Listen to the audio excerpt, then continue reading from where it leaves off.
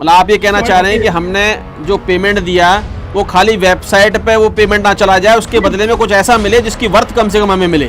और आज के समय में नेटवर्किंग में इन्वेस्टमेंट का नाम सुनते ही बहुत हंसी आती है। बिल्कुल सही है। जिस तरह से लोगों ने ये मजाक बनाया है, 1%, आधा परसेंट, 20% का जो लोग दे करके इन्होंने कंपनी स्टार्ट की, और ये कंपनी स्टार्ट करने वाले नेटवर्कर ही लोग हैं। कम समय के जो भी ये बनाते हैं कंपनियों को, इन्वेस्टमेंट वाली जी, उनका टारगेट फिक्स रहता है पहले ही, जो है कब लैंड करनी है कंपनी। कौन सा कुबेर का खजाना या फिर कौन से बिजनेस में लगा के आप ये दे रहे हैं, क्या तरीका है? और जिस दिन आना बंद हो जाएगा, सॉफ्टवेयर में कमी हो जाएगी कि सॉफ्टवेयर अपडेशन में है, सॉफ्टवेयर में दिक्कत आ गई है, और किसी का वेट करते हैं कोई पेमेंट डाले तो पीछे वालों का पे आउट हम रिलीज करें। राइट, मतलब आपने चोला तो पहना दिया नया और बात वही पुरानी है, इन्वेस्टमेंट, लेकिन क्रिप्टो फॉरेक्स के नाम से लोग आ जाते हैं। मेरे इस इंडस्ट्री में आके सपने तो कोई पूरे नहीं हुए कि एक ऐसे नेटवर्कर जो कुछ महीने में कंपनी चेंज करते रहते हैं। प्रॉपर मेरी टीम जो है, मेरी प्रॉपर जो है पटना है, बेंगलोर है, बॉम्बे है, टोटल अभी बात हुई है मेरी, सब लोग इसी वेट में कोई अच्छी कंपनी आए हम काम करेंगे अच्छी तरह से। डिजिटल मीडिया और सोशल मीडिया का सहारा लिया है तो तब से मेरा बिजनेस 10, 20, 25, 50 गुना बढ़ चुका है और मुझे इतने एफर्ट भी नहीं करने पड़ रहे हैं। इसके माध्यम से कुछ लोग ऐसे कनेक्ट हुए जिनको हम जानते भी नहीं है। खाली दे देने से बात नहीं बनेगी, कैसे आप दोगे, क्योंकि आप जब समझाओगे मैं ऐसे दूंगा तभी हमारे अंदर विश्वास जागेगा, तभी हम बड़ा काम कर पाएंगे, नहीं तो फंस जाएंगे। तो वृंदावन में आश्रम ही बनाऊंगा मैं तो, जो है ऐसा कमाल करके। वंदे मातरम दोस्तों, जय हिंद। कैसे आप सभी लोग? Talk show with Mayank Panchal, दिल की बात नेटवर्कर के साथ, ओडीआई वनडे इंटरनेशनल। जी हाँ, क्रिकेट का महाकुंभ जो है दशकों से चालू है, दशकों से लोग क्रिकेट खेल रहे हैं और 2010 तक क्रिकेट खेले, यानी कि दशकों से चला आ रहा क्रिकेट सेंचुरी बनी, हाफ सेंचुरी बनी, लेकिन आज तक डबल सेंचुरी किसी ने नहीं मारी। और पहली डबल सेंचुरी जो आई वो आई 24 फरवरी 2010 को क्रिकेट के भगवान द्वारा, सचिन तेंदुलकर द्वारा। जी हां, उससे पहले किसी ने सोचा नहीं था कि क्रिकेट में भी कोई ओडीआई में डबल सेंचुरी मार सकता है। हो सकता है टेस्ट मैच में डबल सेंचुरी मार दी जाए। क्या डबल सेंचुरी 300 रनों की, यानी कि 300 बॉलों का जो वो मैच है, उस मैच में 200 रन को एक व्यक्तिगत स्कोर हो सकता है? शायद उससे पहले किसी ने सोचा नहीं था। क्रिकेट के भगवान ने सोचा, वो माइंडसेट दिया और 2010 में पहली डबल सेंचुरी हुई। दशकों से अगर एक भी डबल सेंचुरी जो नहीं लग पाई थी, 2010 के बाद से अब तक 14 डबल सेंचुरी लग चुकी हैं वनडे इंटरनेशनल में। ये खेल है माइंडसेट का, ये है माइंडसेट का जादू कि अगर एक बार जो आप सोच लो, एक बार अगर आप माइंडसेट बना लो तो दुनिया में सब कुछ हासिल कर सकते हो। जिस तरह से क्रिकेट के भगवान ने माइंडसेट चेंज किया, दशकों पुराना माइंडसेट तोड़ दिया कि डबल सेंचुरी वनडे इंटरनेशनल में भी डल सकती हैं, मार सकते हैं। और उस माइंडसेट को बरकरार रखते हुए, दिमाग में रखते हुए आने वाले प्लेयर्स जो थे, अगले प्लेयर्स ने भी सोचना शुरू कर दिया कि अगर क्रिकेट के भगवान सचिन तेंदुलकर कर सकते हैं, अगर 300 गेंदों के इस महाकुंभ में वनडे इंटरनेशनल में 200 रन एक व्यक्तिगत स्कोर बन सकता है, तो मैं भी बना सकता हूं। यह माइंडसेट चेंज हुआ और 14 सेंचुरी। जी हां, कुछ इस प्रकार का माइंडसेट हमारे नेटवर्कर अपने दिमाग में लेकर चलते हैं। जब वो इस फील्ड में आते हैं, नेटवर्किंग के फील्ड में आते हैं, तो उनको पता होता है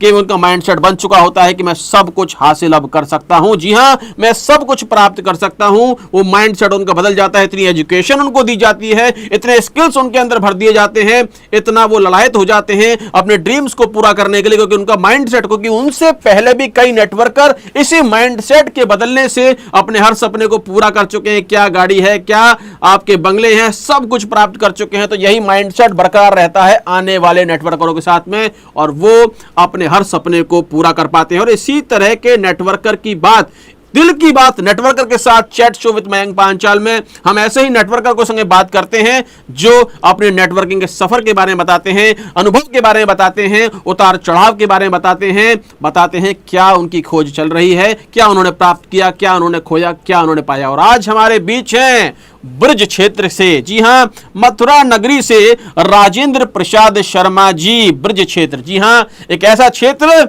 जहां पूरी दुनिया आने को ललायत रहती है, एक ऐसा क्षेत्र जो कृष्ण की नगरी है। ऐसा क्षेत्र क्या है रॉय लाला? ऐसी भाषा से जहां उद्बोधन होता है वो है ब्रज क्षेत्र। राजेंद्र प्रसाद शर्मा जी हमारे साथ हैं, वो भी एक नेटवर्कर हैं। स्वागत करता हूं राजेंद्र प्रसाद शर्मा जी आपका talk show with Mayank Panchal, दिल की बात नेटवर्कर के साथ में। कैसे हैं आप? राधे राधे साहब, राधे राधे राधे राधे राधे राधे राधे राधे। मैं बहुत देखिए अच्छा हमारे हूँ। देश में होता भी कुछ इस प्रकार है कि जब भी कोई हमारे गेस्ट आते हैं, हमारे साथ मिलते हैं, तो हम उनसे पूछते हैं कि साहब आपके यहाँ की जलवायु कैसी है, खान पान कैसा है, फेमस क्या है आपके यहाँ का। तो मेरा सवाल पहला यही है आपसे, कैसा है मथुरा का जलवायु, कैसा खान पान है, क्या वहाँ फेमस है, थोड़ा बताएंगे अब राजेंद्र प्रसाद जी। जी जी जी पांचाल जी, वहाँ का जो सबसे बड़ा फेमस है, वहाँ के ब्रज के जो है पेड़े जो है, ब्रजवासी जो हमारे यहाँ सबसे फेमस है, पेड़े जो हैं, वहाँ की जो कचौड़ी हैं, जलेबी हैं, वहाँ का दही है, मक्खन है, दूध है, ऐसे करके काफ़ी चीज़ें फेमस हैं। उसके अलावा बहुत ब्रज में तो सब भक्ति का बड़ा वो है। भक्ति की जलवायु समझ लो, क्लाइमेट भक्ति का ही है, बिल्कुल। कृष्ण वहाँ महाराज का का है, नाम लेकर के वहाँ पे जाकर के ही माहौल चेंज हो जाता है अपने बोल आप के ही। ही माहौल चेंज हो जाता है, क्या बात है। बिल्कुल। चलिए, तो वहाँ ब्रज क्षेत्र का अलग ही कृष्ण की नगरी है, भक्ति से विभोर जो है क्लाइमेट है, कचौड़ी, वहाँ की जलेबी और वहाँ के मथुरा के पेड़े सुनते आ रहे हैं, ये आनंद है कृष्ण की नगरी, ब्रज क्षेत्र मथुरा और मथुरा के आसपास का। राजेंद्र प्रसाद शर्मा जी वहीं से हैं, नेटवर्कर हर जगह हैं, ये खूबसूरती है नेटवर्किंग की, चाहे आप कश्मीर हैं चाहे कन्याकुमारी हैं, नेटवर्कर हर क्षेत्र में, हर शहर में, हर कस्बे में, हर राज्य में, देश भर में नेटवर्कर्स हैं। यही खूबी है नेटवर्कर की, जो इसकी ताकत जान जाता है वो उसके बारे में काम करना स्टार्ट कर देता है, चाहे वो आप किसी क्षेत्र से हो। तो मेरा यही सवाल, पहला सवाल तो मैं कर चुका हूं, अगला सवाल जो है वो यही है कि आपकी सफर, क्योंकि देखो नेटवर्किंग में जब आप आते हैं तो कोई ना कोई माध्यम बन जाता है, कोई यार दोस्त मित्र, तो आप जब पहले क्या करते थे और फिर नेटवर्किंग में आप कैसे आए, मतलब किसके माध्यम से आए, कैसे वो सफर शुरू हुआ, बताएं एक बार। मैं स्टडी करते करते ही इस नेटवर्क इंडस्ट्री में आया था। मेरे ही पास में रहते हैं एक जो है जगदीश गोसाई जी नंदगांव के हैं, उनके माध्यम से कॉसेट्स करके कंपनी आई थी, कॉसेट्स डिपार्टमेंटल स्टोर थे उसके, डिपार्टमेंटल स्टोर थे उसके। और सबसे पहला जो स्टोर था उनका साउथ टैक्स में था दिल्ली, वहां से वो सामान लाते थे। और वो बताते एस्कोट जो है, एस्कोट वालों के थे वो कंपनी, वो भी तकरीबन 3-4 महीने के अंदर अपनी अभी बंद हो गई थी। उसके बाद में जो है आरसीएम है, वेस्टीज है, ऐसे करके काफी कंपनियां की, ये दे करके जो है स्टार्टिंग में ही तकरीबन 2002 से ही हो गई थी। तो ये जो आप नाम बता रहे हैं, ये आपके जानकार थे, कौन थे आपके दोस्त थे, जानकार थे, कौन थे? हाँ, दोस्त थे, पड़ोसी थे मेरे। ठीक है, बहुत बढ़िया। तो आपके मित्र थे, पड़ोसी थे आपके, जो इस क्षेत्र में आपको लेके आए, नेटवर्किंग के क्षेत्र में आप ये कहना चाह रहे हैं। जाहिर सी बात है, कोई ना कोई पड़ोसी, दोस्त, रिश्तेदार, जानकार और कोई आपका कस्टमर, कोई भी हो सकता है नेटवर्किंग की फील्ड, क्योंकि नेटवर्कर एक ऐसे व्यक्ति हैं जहां भी चले जाते हैं प्रचार प्रसार शुरू कर देते हैं, अपॉर्चुनिटी देना आरंभ कर देते हैं। जिसको समझ में आता है वो लग जाता है, जिसको समझ में नहीं आता वो नहीं कर पाता है। बहुत बढ़िया, अच्छी बात है। और तो आपने बताया कि आपने प्रोडक्ट बेस्ड कंपनी से आपने शुरुआत करी थी, धीरे धीरे धीरे धीरे, तो लगभग कितने वर्ष आपको इस नेटवर्किंग में हो चुके हैं पूरे? तकरीबन आप मान लीजिए 20 साल तो हो गए, 18 से 20 साल तो हो ही गए। अच्छा, 18 से 20 साल का आपका बीच एक में पूरा अपना एक, सर का काम भी किया, बिजनेस भी किए, बीच में नहीं किया अच्छा, था। बहुत बढ़िया, बिजनेस भी किया आपने, नेटवर्किंग भी किया है। तो नेटवर्किंग आप लगातार कर रहे हैं, प्रोडक्ट बेस कर रहे हैं, आजकल आपको पता है इन्वेस्टमेंट और क्रिप्टो फॉरेक्स भी, ये भी कंपनी पिछले कई सालों से लगातार चल रही हैं। मेरा जो अगला सवाल है वो यही सवाल है कि फॉरेक्स, क्रिप्टो हो गया, इन्वेस्टमेंट हो गया, प्रोडक्ट हो गया, कौन सी कंपनी जो है, किस प्रकार की कंपनी को आप ज़्यादा महत्व देते हैं, कौन सी कंपनी जो है जिनको आप ज़्यादा महत्व देखते हैं, आपकी नज़र में किसको आप महत्व देना चाहेंगे? मेरे हिसाब से तो प्रोडक्ट बेस ही मैं ज़्यादा बेटर समझता हूँ, क्योंकि जी, वो कोई भी हम पैकेज देते हैं कंपनी के लिए, कोई पेमेंट देते हैं, तो प्रोडक्ट बेस में ये फायदा होता है कि उसके एवरेज में हमें कुछ प्रोडक्ट मिल जाता है, वो चाहे एजुकेशन लाइन का हो, चाहे हेल्थ लाइन का हो, चाहे वो पर्सनली ग्रोसरी से संबंधित हो, कोई भी ठीक है। आइटम हो, सबसे बड़ा अब फायदा होता है। कोई भी घरेलू आइटम, फाइनेंस का प्रोडक्ट भी हो सकता है, एजुकेशन का हो सकता है, भी यानी हो कि सकता है, उससे क्या कि जो हमने पेमेंट दिया उसके एवरेज में हमें पेमेंट कुछ मिल गया, मतलब आप ये कहना तो चाह रहे हैं कि हमने जो पेमेंट दिया वो खाली वेबसाइट पे वो पेमेंट ना चला जाए, उसके बदले में कुछ ऐसा मिले जिसकी वर्थ कम से कम हमें मिले, ये कहना चाह रहे हैं आप? और आज के समय में नेटवर्किंग में इन्वेस्टमेंट का नाम सुनते ही बहुत हंसी आती है। बिल्कुल सही है। जिस तरह से लोगों ने ये मजाक बनाया है, 1%, आधा परसेंट, 20% का जो लोग दे करके जी, जिन्होंने कंपनी स्टार्ट की, और ये कंपनी स्टार्ट करने वाले नेटवर्कर ही लोग हैं, समझ गया मैं। ठीक ये है। पक्का तो नेटवर्कर ही ये लोग हैं। इन्हें या मोटा लोग दे करके जी, जो है ये कंपनी स्टार्ट की, और मैक्सिमम में 3 से 6 महीने में आउट हो जाती हैं, लोगों का पैसा खा करके जो है। मैं बहुत समझ लोग गया। जो है, हाँ, ज्यादा रिटर्न जो देने के लोभ में लोग फंस जाते हैं और ये उसका कमजोरी का फायदा उठाते हैं। आप ये कहना चाह रहे हैं कि और ज्यादा रिटर्न जो है वो कहीं ना कहीं नहीं, कंपनी के इनको लिए कम हो घातक है। जाता है, आउटपुट ज्यादा जाता है तो उसी टाइम वो बंद कर देते हैं, आना कम तो हो गया। अच्छा, हाँ, मैं अब आपसे यही देना। मेरा सवाल, अगला यही आपके जवाब से मेरा एक सवाल है कि क्या आपको लगता है कि जो ज्यादा रिटर्न देने वाली कंपनी है, जो लुभावने, जो सपने दिखाने वाले, जो लुभावने रिटर्न्स देने वाली कंपनी है, वो क्या बहुत कम समय तक, कुछ महीने तक चल पाती हैं? और क्या आपको लगता है कि जो कम रिटर्न देते हैं वो ज्यादा लंबे समय तक चल सकती हैं? जी, कम समय क्या, जो भी ये बनाते हैं कंपनियों को, जी, इन्वेस्टमेंट वालियों, जी। उनका टारगेट फिक्स रहता है पहले ही जो है, कब लैंड अच्छा, करनी है कंपनी को, कब अच्छा। लैंड करनी, हम्म। फिक्स रहता है, 3 से 6 महीने मैक्सिमम। अच्छा। और इसमें भी ये रहता है कि अगर आपको ज्यादा पे आउट देना पड़ रहा है जी। जिस मंथ, सपोज करो 1 CR आया और देना पड़ गया 1.5 के करीब, अच्छा, तो उसी टाइम वो बंद कर देते हैं। तो मतलब ये आप सिर्फ इन्वेस्टमेंट कंपनी की बात कर रहे हैं कि क्रिप्टो और फॉरेक्स भी इसमें शामिल हैं? नहीं, मैं केवल अभी इन्वेस्टमेंट कंपनी बात कर रहा हूँ, जो 1%, 2% महीने का, 30-30%, 45-45% जो दे रही है। नहीं, पर क्रिप्टो और फॉरेक्स वाली जिनका कंपनियां भी ऐसी जिनको जो महीने का है कोई, 15%, 20% देती हैं। क्रिप्टो फॉरेक्स भी देती हैं इस तरह से? हाँ, नहीं, उनको जो है उनकी टीम बैठी हुई होती है, वैसे तो उनको जो है करने के लिए, जनरेट करने के लिए पैसे को, हम्म। उनका थोड़ा रहता है, उनका जो है देखा है मैंने, उनकी टीम वगैरह जो है क्रिप्टो अच्छा, में जो है उनकी टीम बैठी रहती है जी, पैसे वो लेकिन जनरेट करते हैं वो मैंने लोग। एक केवल मतलब हवा में करते हैं ये, वो उनकी लेकिन टीमें मेरे, लगी रहती है। आपको क्या लगता है कि क्रिप्टो और फॉरेक्स में भी लोग क्रिप्टो और फॉरेक्स का नाम लेके अच्छे रिटर्न देके कहीं लोगों को बेवकूफ तो नहीं बनाते कि भाई क्रिप्टो और फॉरेक्स का तो नाम ले लिया है, वो इन्वेस्टमेंट कंपनी? ऐसा भी चल रहा है, इंडस्ट्री ये भी चल रही है, रजिस्ट्रेशन भाई, बाहर से करा लेते हैं और यहीं के लोगों की जो रहती हैं ये। राइट, मतलब आपने चोला तो पहना दिया नया और बात वही पुरानी है, इन्वेस्टमेंट, बात वही लेकिन है, क्रिप्टो ये फॉरेक्स नाम के नाम अलग से है। लोग आ जाते हैं। जी जी जी। जी, बहुत सुंदर। तो कुल मिला के बात का सार ये निकलता है कि रिटर्न्स हाई देने से कंपनी लंबे समय तक नहीं चल नहीं टिक पाती पाती है। बात। रिटर्न अगर आप कम रखेंगे, अल्प रखेंगे, तो कंपनी को आप लंबे समय तक चला पाएंगे। और जिसमें उसके इन्वेस्टमेंट के बावजूद नाम भी पे कंपनी का जो है बैकग्राउंड, मेन चीज बैकग्राउंड क्या है जी, कहाँ से जनरेट कर रहा है, हमसे अगर 1 लाख रुपए लिया उसको कहाँ लगा रहा है, कहीं यूज कर रहा है, उससे पैसा जनरेट कर रहा है नहीं कर रहा, चलो वो तो 2-3 महीने हमारे पैसे से हमको लौटा देगा, आने जी, वाले समय में जो है वो जी, कैसे पैसे को वापस करेगा लोगों के जो है। तो वो मेन चीज देखना होता है इसमें, जो है जनरेट कहाँ से हो रहा है पैसा, कहाँ पर लगा रहा है पैसे को, कहाँ लगा रहा है। तो मतलब प्रोफाइल क्या जनरेट है, नियत क्या है, ये सब चीजें बहुत देखनी पड़ती ज, है इसमें। मतलब मैं ये समझता हूं कि मेरा एक सवाल यहीं से बनता है कि जैसे कि अच्छी और लंबी चलने वाली कंपनी, जैसे हम बात कर रहे थे कि ज़्यादा रिटर्न वाली कंपनी तो कम समय में ख़त्म हो जाती हैं, लेकिन लंबे समय तक जो कंपनी चलती हैं उनके पास क्या क्या होना चाहिए सिस्टम, मतलब वो लॉन्ग टर्म बेसिस कंपनी जिसको बोलते हैं, जिसमें करियर बना सकते हैं, वो कंपनी कैसी होनी चाहिए आपकी नज़र में? उनके पास क्या क्या होना चाहिए? उनके पास में मेरे हिसाब से तो अगर मैन्युफैक्चरिंग है तो खुद का मैन्युफैक्चरिंग प्लांट होना चाहिए, ना कि किसी से जॉब वर्क पर काम कराए।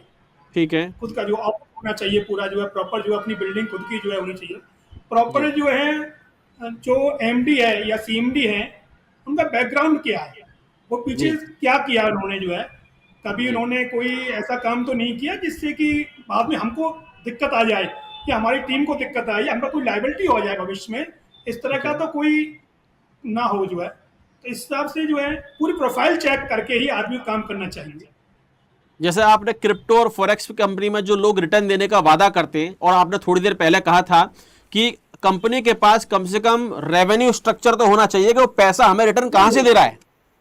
जी, भाई आपने कहा भी थोड़ी देर पहले कि कम से कम उसके पास रेवेन्यू स्ट्रक्चर तो हो कि वो हमारा पैसा रिटर्न जो दे रहा है महीने का 10%, 15%, 5%, वो दे कहां से रहा है। ये कहाँ से, ये मेन चीज है जी। भाई उसके हिस्ट्री, उसका प्रोफाइल, उसके मालिक का, ठीक है वो तो प्रोडक्ट बेस में हो गया, मैन्युफैक्चरिंग हो गया, लेकिन क्रिप्टो और फॉरेक्स में जो हमें रिटर्न दे रहा है, तो एक निवेशक को जानने का हक है कि भाई मैंने अगर आपको 1 लाख दिया, 50,000 दिया, तो आप हमें ये पैसा वापस कहां से दे रहे हैं, कौन सा कुबेर का खजाना या फिर कौन से बिजनेस में लगा के आप ये दे रहे हैं, क्या तरीका है। तो ये भी एक कंपनी में होना चाहिए, जो लॉन्ग टर्म बेस्ड कंपनी है, तो होना चाहिए उसके पास मेरे ख्याल से। बिल्कुल जी, बिल्कुल। और ये यूजर को जानने का हक भी होना चाहिए, पूरा हक होना चाहिए जी इसको, जो है वो तो अपने बेस पे अपने चैनल के लोगों को जो है जोड़ता है, पूरी लाइबिलिटी रहती है, तो उसको बहुत ही जरूरी है जानना ये चीजें सब, बहुत जरूरी देखना है। जो है। यानी कि मेरा पैसा कहां लग रहा है भैया, मेरा पैसे से आप पैसा कैसे दे रहे हो, तो आपके पास साधन क्या है ये जानने का कि निवेशक को है। पूरा हक है निवेशक को जी। बिल्कुल सही बात है। और मैं मानता हूं कि लॉन्ग टर्म बेसिस कंपनी वो तभी बन सकती है कि अगर उसके पास साधन हैं लगातार रिटर्न्स देने के। जी जी। और क्या आप ये मानते हैं कि अगर उसके पास रिटर्न देने का कोई साधन नहीं है तो वो मनी रोटेशन हो रहा है। मनी रोटेशन हो रहा है वहीं से वहीं जो है। जैसे कि आपने इससे पहले वाले प्रश्न के उत्तर में कहा कि जब 1 करोड़ की जगह 1.5 करोड़ देना पड़ जाए तो इसका मतलब ये मनी रोटेशन रुक गया है, यानी कि आदान प्रदान का गैप बढ़ गया है, तो उसको जाना पड़ेगा। बिल्कुल जी। बहुत सुंदर, बहुत सुंदर। तो कुल मिला के हम इसका सार ये समझ सकते हैं कि तो एक दूसरे का पैसा एक दूसरे को ही लौटाते हैं जी। मतलब मेरा ये आ कहना गया, चाह आपको रहे दे हैं। दिया, आपको दे दिया, उसका आ गया, इसको दे दिया, और जिस दिन आना बंद हो जाएगा सॉफ्टवेयर में कमी हो जाएगी कि सॉफ्टवेयर अपडेशन में है, सॉफ्टवेयर में दिक्कत आ गई है, और इसी का वेट करते हैं कोई पेमेंट डाले तो पीछे वालों का पे आउट हम रिलीज करें। कोई ना कोई बहाना बना के कंपनी की रोकथाम कर दी जाती है और अंततः वो कंपनी धराशायी हो जाती है। बड़ा सही। और ये होता है कि भाई यही पुरानी कम्युनिटी को नई वाली कम्युनिटी से पैसा दे रहे हैं, जिस दिन नई कम्युनिटी से पैसा आना बंद हो गया कंपनी कोलैप्स, यही हुआ है जी अभी तक। क्योंकि उनके पास तो रिटर्न कुछ है नहीं देने को। नहीं नहीं, जो आपका पैसा है उसी में सारा कुछ खर्च करना होता है, एक्सपेंस, ऑफिस स्टाफ सारा जो है उसी में खर्च करना होता है। उनका कोई व्यापारिक कोई ऐसा नहीं है, कोई व्यापार चल रहा हो या कोई उनकी मिलें चल रही हो, कोई फैक्ट्री जी चल रही हो, जी। ऐसा कुछ नहीं रहता। तो मेरा यहां से सवाल एक और बनता है। जी जी जी, मेरा यहां से सवाल एक और बनता है, और वो सवाल ये है कि आपके खुद के निजी अनुभव कैसे रहे नेटवर्किंग में, क्रिप्टो को लेके, फॉरेक्स कंपनियों को लेके और इन्वेस्टमेंट कंपनियों को लेके आपका निजी अनुभव कैसा रहा। मेरा ना तो ज्यादा अच्छा रहा ना तो बुरा रहा, या तो जो है बिल्कुल जो है अच्छा, बीच का। हाँ, एक ज्यादा मिला ना बुरा मिला जुला आपको एक मिला आपका कह सकते हैं, ज्यादा जो है ना कोई जो मिला जुला असर आपको दिखा। चलो, तो देखो नेटवर्किंग की जब हम बात करते हैं, नेटवर्क में कोई व्यक्ति आता है तो वहां ड्रीम्स की बात होती है, सपने पूरे करने की बात होती है, और सब कुछ आप कर सकते हैं। तो आप जब नेटवर्किंग में आए थे तो जाहिर सी बात है आपके कुछ ना कुछ सपने आपने संजोए होंगे, सपने आपके होंगे।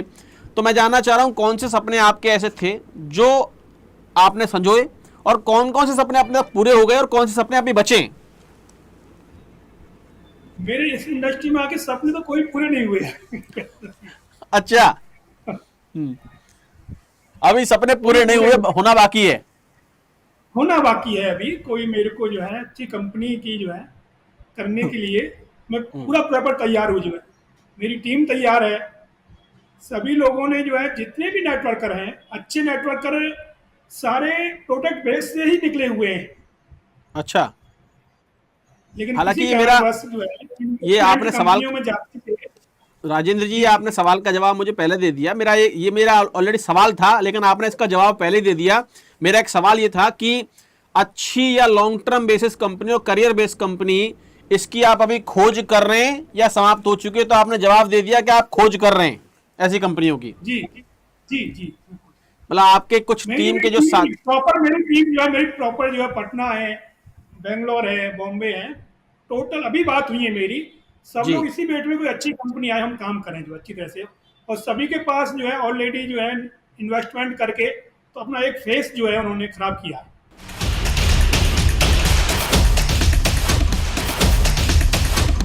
ब्रेक के बाद आप सभी का स्वागत है दिल की बात नेटवर्कर के साथ, talk show with Mayank Panchal. और हमारे साथ जुड़े हुए हैं ब्रिज क्षेत्र के राजेंद्र प्रसाद शर्मा जी नेटवर्कर के रूप में। और सवाल हम कर रहे थे कि अच्छी और लॉन्ग टर्म चलने वाली कंपनी जो है, जहां आपके पास अच्छा प्रोफाइल हो, एक हिस्ट्री हो आपके पास, आप पैसा कैसे रिटर्न करते हैं उसके लिए आपके पास इकोसिस्टम हो बड़ा, रेवेन्यू स्ट्रक्चर आपके पास हो, ऐसी कंपनी होनी चाहिए, तभी वो लंबे समय तक चल सकती है। राजेंद्र जी, यही कहना चाह रहे थे आप? जी जी जी, बिल्कुल। और इस तरह की कंपनी की आप खोज भी कर रहे हैं, आपकी पूरी टीम, जैसा आपने बताया देश भर में आपकी टीम है, वो इस कंपनी की खोज कर रही है, और ऐसी कंपनी मिलती है तो वो काम करने को तैयार है। बिल्कुल तैयार है जी।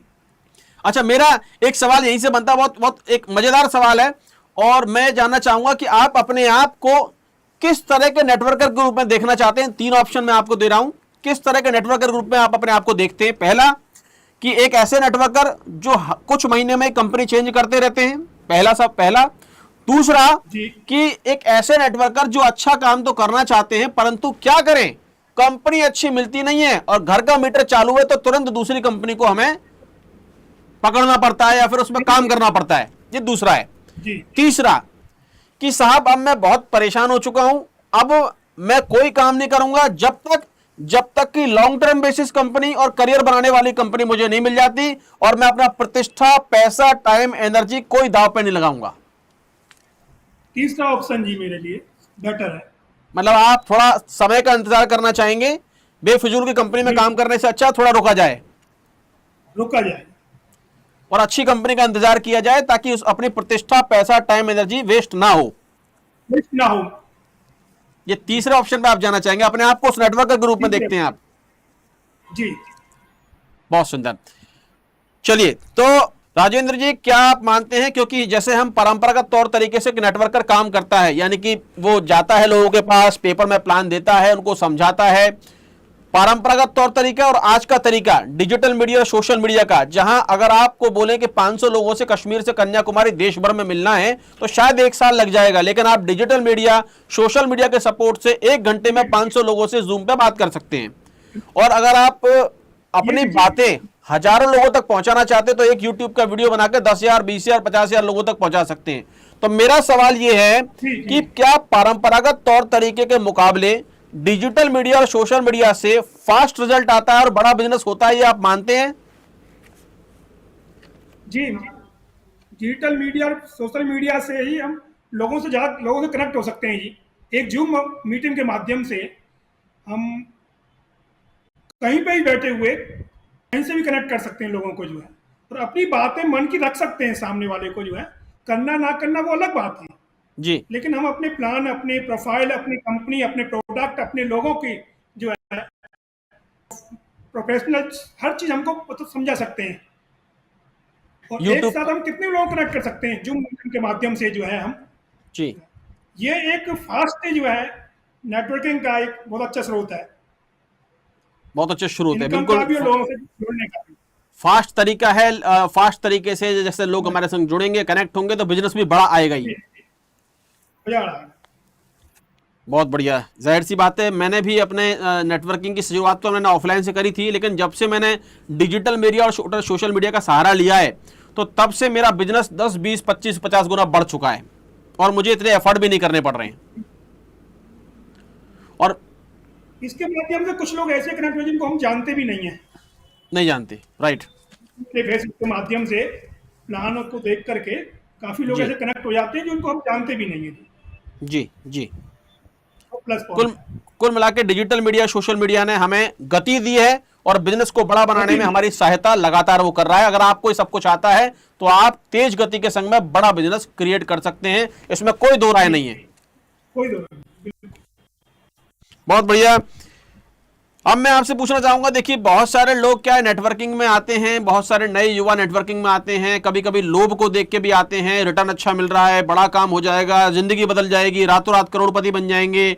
और चलो प्रोडक्ट बेस की तो अलग बात है, वहां आपको प्रोडक्ट मिलता है, सब कुछ अच्छा होता है, लेकिन कई नए नवयुवक जो होते हैं आकर्षित हो जाते हैं बड़े रिटर्न्स के चक्कर में, और घर परिवार रिश्तेदारों का पैसा लगवा देते हैं, और अंततः आपको पता है उनको धराशायी होना पड़ता है। तो एक सफल नेटवर्कर बनने के लिए आप क्या एक नवयुवक को कहना चाहेंगे, नए नेटवर्कर को, पुराने नेटवर्कर को, क्या आपकी तरफ से क्या आप ज्ञान देना चाहेंगे? मेरा तो यही कहना है, बिना परखे बिना देखे कोई भी कंपनी नहीं करनी चाहिए जी। सोच, मेरा मैन मतलब परख लें, सोच लें, समझ लें, जितना स्टडी आप कम से कम कर सकें, कम से कम उतना तो करें। बिल्कुल, बिल्कुल। किसी कहने पे, किसी के लुभावने पर, किसी के केवल जो है बातों पर आकर के अपना जो है पैसा, अपना टाइम नहीं खराब करना चाहिए किसी को भी। बिल्कुल सही है। मैं भी यही लोगों को समझाने की कोशिश करता हूं कि तथ्य पे जाएं, यानी कि अगर कोई आपसे कह रहा है कि महीने का मैं आपको 5% दे दूंगा, तो वो कैसे देगा ये समझाओ। ये जरूरी है देखना जो है। खाली दे देने से बात नहीं बनेगी, कैसे आप दोगे, क्योंकि आप जब समझाओगे मैं ऐसे दूंगा, तभी हमारे अंदर विश्वास जागेगा, तभी हम बड़ा काम कर पाएंगे, नहीं तो फंस जाएंगे। बिल्कुल। तो कुल मिला के हमारे लगभग सभी सवाल पूरे हो चुके हैं कि नेटवर्किंग किस तरह से, आपने सब बताया कि कहाँ कैसा हमारा ब्रिज क्षेत्र है, कैसे आपने अपने सफ़र की शुरुआत की नेटवर्किंग में, आपने क्या आपके सपने थे और कौन कौन से सपने अभी मैं ये जानना चाहूँगा, अभी आपका अगला सपना कौन सा है, मतलब आपका सपना क्या है जो आप नेटवर्किंग से पूरा करना चाह रहे हैं कि मुझे नेटवर्किंग से सपना पूरा करना ही है। क्योंकि हमारे कई सारे दर्शक जो हैं इसको सोचना चाहेंगे, जानना चाहेंगे कि यार ये सपने अगर पूरे हो सकते हैं तो हमारे भी हो सकते हैं, वो अपने आप को रिलेट करेंगे आपकी बातों से। जी जी। कौन सा सपना है आपका नया अगला सपना? नेटवर्किंग से क्या सपना पूरा करना चाहते हैं जी? नेटवर्किंग से कौन सा सपना पूरा करना चाहते हैं? सपोर्ट करना चाह रहा हूं, मेरे माध्यम से मेरी टीम पूरी सपोर्ट हो जाए मेरे से, लोग पैसे कमाएं जो है मेरे डाउन में। और मेरे जो है सपने क्या बताऊं जी, मैं तो केवल थोड़ा धार्मिक हूँ, तो वृंदावन में आश्रम ही बनाऊंगा मैं तो जो है पैसा कमा अच्छा करके। और जी, थोड़ी गरीब कन्याओं की शादी के लिए मेरा बड़ा वो रहता है कि मेरे पैसा हो तो गरीब कन्याओं का मैं जो है जो हो सके मेरे से वो पैसा मैं लगा दूं, कुछ भी जो है विवाह में, उनके विवाह में। बहुत ये बढ़िया। मेरा थोड़ा वो रहता है। 3 बातें आपने कही कि एक तो मेरे लोगों से जुड़े हुए सपने, जो उनके सपने पूरे हो जाएं, यानी कि मेरे से जी। जुड़े हुए लोग जो पैसा कमाएं, यानी कि उनके सपने पूरे हो जाएं। जाहिर सी बात है उनके सपने पूरे होंगे तो आपके सपने अपने आप पूरे हो जाएंगे। बिल्कुल जी, बिल्कुल। और दूसरा आपने कहा कि साहब मैं आश्रम बनवाना चाहता हूं, गरीब बच्चियों की शादी कराना चाहता हूं, तो ये तो बहुत पुण्य का काम है। और जब आप पुण्य के काम के बारे में ये मेरा सोचते हैं, बहुत वो है, लेकिन बहुत वो है मेरा जी। बस मैं वही कहता हूं कि ये सृष्टि ऐसी है कि जब आप जिस काम के बारे में सोचते हैं, पुण्य के काम के बारे में सोचेंगे, तो सृष्टि भी आपको पुण्य ही वापस लौटा के देती है। तो मैं यही ईश्वर से प्रार्थना करता हूं कि राजेंद्र प्रसाद शर्मा जी जो आज ब्रज क्षेत्र से हमारे संग जुड़े हुए हैं, उनके जो सपने हैं वो जल्दी से जल्दी नेटवर्किंग के माध्यम से पूरे हों। जितनी जल्दी नेटवर्किंग के माध्यम से इनके सपने पूरे होंगे, इनकी टीम के सपने पूरे होंगे, बहुत सारे लोग इनसे प्रेरणा लेंगे, इनसे प्रेरित होंगे, इस क्षेत्र में कदम रखेंगे। और जैसा कि इन्होंने कहा, किसी भी कंपनी का चयन करने से पहले आपको सब कुछ जांचना परखना है, लॉजिक्स ढूंढने हैं, इकोसिस्टम क्या है, क्या प्रोफाइल है, कैसे वो काम करेगा। इन्होंने बताया कि कैसे एक डिजिटल मीडिया, सोशल मीडिया तेज गति के संग में आपका बिजनेस देता है, बड़ा बिजनेस देता है। और परंपरागत तौर तरीकों के मुकाबले आज ये डिजिटल मीडिया, सोशल मीडिया का प्रभाव ज्यादा हो चुका है। ज्यादा। कुल मिला के अपने आप को ये उस नेटवर्क के रूप में भी देखते हैं कि जहां ये धैर्य कर लेंगे, इंतजार कर लेंगे, पर करेंगे उसी कंपनी में काम जो लॉन्ग टर्म है, जो लंबा चलने वाली है, जो करियर बनाने वाली है। देखिए, मैं आप सबसे यही कहना चाहूंगा दोस्त, प्रतिष्ठा, पैसा, टाइम, एनर्जी, हर चीज की वैल्यू है। प्रतिष्ठा, पैसा, समय, एनर्जी, हर चीज की वैल्यू है। कहीं आप ये सब कुछ एक बेफिजूल की या फ्रॉड या स्कैम कंपनी में लगकर तो गवा नहीं रहे हैं, क्योंकि एक बार ये चली गई तो इनको वापस से रिकवर करना बहुत मुश्किल हो जाता है। समय लगा लीजिए, वक्त दे लीजिए, लेकिन उस कंपनी में काम करिए जो आपका करियर बनाए, जो लॉन्ग टर्म चले, जहां आपका प्रतिष्ठा, पैसा, टाइम, एनर्जी सब कुछ बचा रहे। तो ऐसे ही बहुत सारे नेटवर्कर हमारे साथ जो हैं, हमारे भाई जो हैं, दिल की बात हम उनसे करते रहेंगे। आज हमने अपने दिल की बात नेटवर्कर के साथ में बात करी राजेंद्र प्रसाद शर्मा जी से। राजेंद्र जी, मैं आपको बहुत बहुत धन्यवाद देना चाहूंगा कि आप हमारे साथ जुड़े और हमारे दर्शकों को आपने पूर्णतः बताया नेटवर्किंग के पूरे क्षेत्र के बारे में, सफर के बारे में, उससे जुड़े पहलुओं के बारे में। एक नवयुवक इसमें आता है तो उसको क्या करना चाहिए उसके बारे में, और कैसे डिजिटल मीडिया और परंपरागत तौर तरीकों का आपने कंपैरिजन दिया। हर चीज के बारे में आपने नॉलेज दी और जाहिर सी बात है हमारे दर्शकों को वो नॉलेज पता लगा होगा। अगर आप नए नेटवर्कर हैं या फिर पुराने नेटवर्कर हैं, आपने इस एपिसोड से बहुत कुछ सीखा होगा। और आप भी अगर अपने दिल की बात हमारे साथ जोड़ना चाहते हैं, करना चाहते हैं, तो आप सबका भी स्वागत है talk show with Mayank Panchal, दिल की बात नेटवर्कर के साथ में। मिलेंगे एक और नए नेटवर्कर के साथ में। हो सकता है वो आपके देश का हो सकता है वो आपके राज्य का हो, कस्बे का हो, शहर का हो। मिलते हैं वापस से दिल की बात नेटवर्कर के साथ, talk show with Mayank Panchal. Vande Mataram, जय हिंद।